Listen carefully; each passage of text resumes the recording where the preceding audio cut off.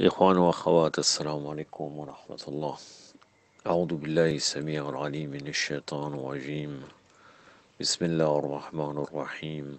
الحمد لله رب العالمين وبه نستعين وصلى الله على محمد وعلى الطاهرين وعلى الله عليهم أجمعين من الآن إلى قيام يوم الدين آمين رب العالمين.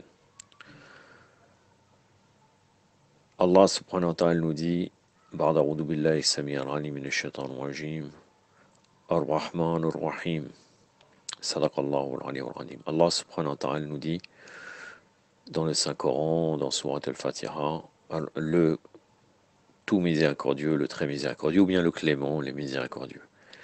Donc je continue le tafsir al-Askari alayhi salam. L'imam dit, le clément, il donne la nourriture à sa création, laquelle n'en sera jamais coupée sans tenir compte de savoir s'ils sont obéissants à lui ou pas. Le miséricordieux pour les serviteurs croyants. Ar-Rahim. Pour les serviteurs croyants, il rend leur obéissance plus facile pour eux et pour que les serviteurs non croyants approuvent leurs supplications.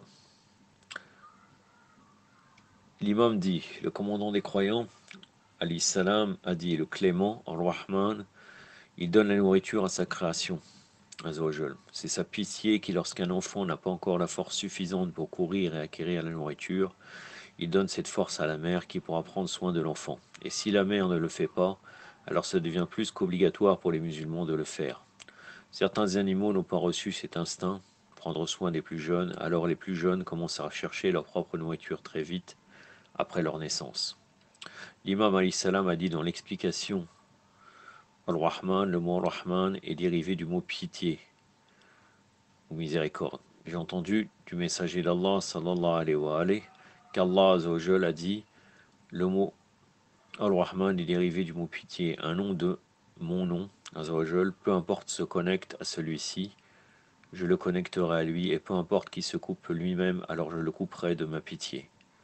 Ali alayhi salam demanda, savez-vous ce qu'est la pitié? Il répondit, ô commandant des croyants, alayhi salam, dis-nous. Ali dit, à chaque communauté a été demandé de maintenir les bonnes relations avec leurs proches. Est-ce que l'un d'entre nous est obligé de maintenir de bonnes relations avec des non-croyants, ceux dont Allah azawajal a disgracié, et doit-on les honorer?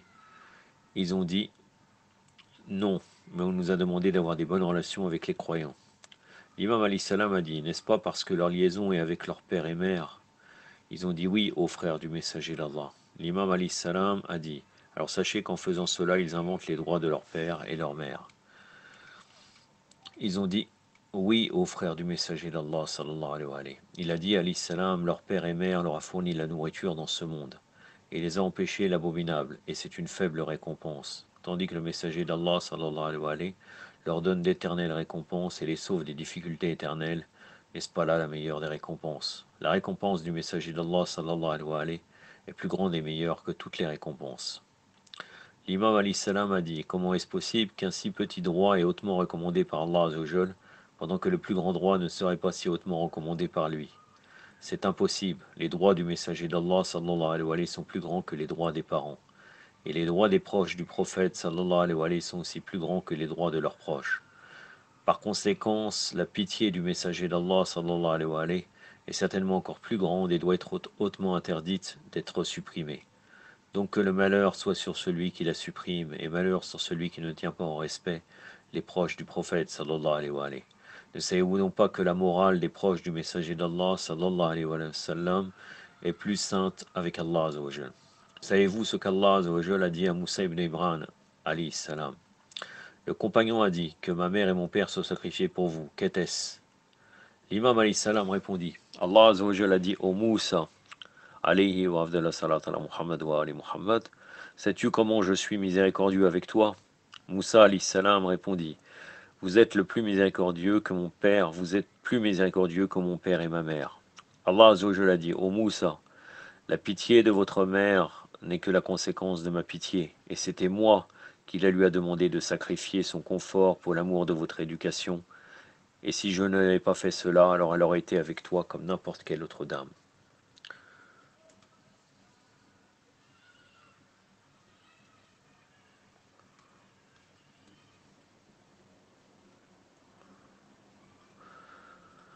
je continue.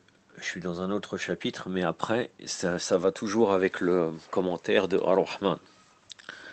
Allah Azza wa Jalla dit au Moïse, sais-tu qu'il y a un serviteur de mes serviteurs ayant des péchés atteignant les limites du ciel, mais je lui pardonne et ne le tiens pas responsable.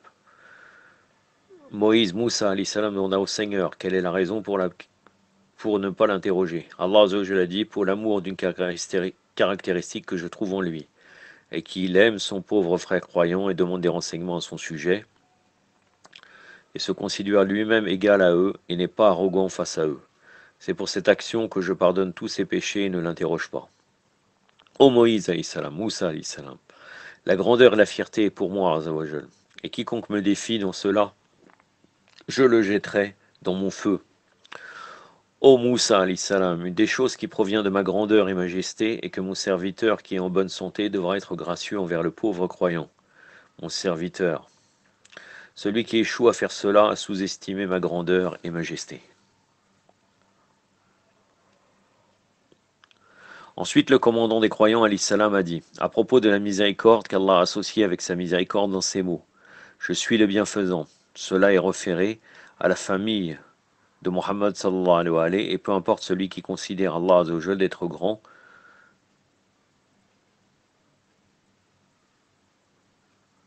a considéré Muhammad sallallahu alayhi wa sallam de l'être aussi. Et c'est à partir de la grandeur de Muhammad sallallahu alayhi wa sallam, la grandeur de sa famille, alayhi salam. Et tous les hommes croyants et les femmes croyantes de nos shiras sont associés à la famille de Muhammad sallallahu alayhi wa sallam, et les respecter et respecter Muhammad sallallahu alayhi wa sallam. Malheur à celui qui rabaisse quoi que ce soit de la famille de Muhammad, et pieuse est la personne qui respecte la famille du prophète et qui les honore.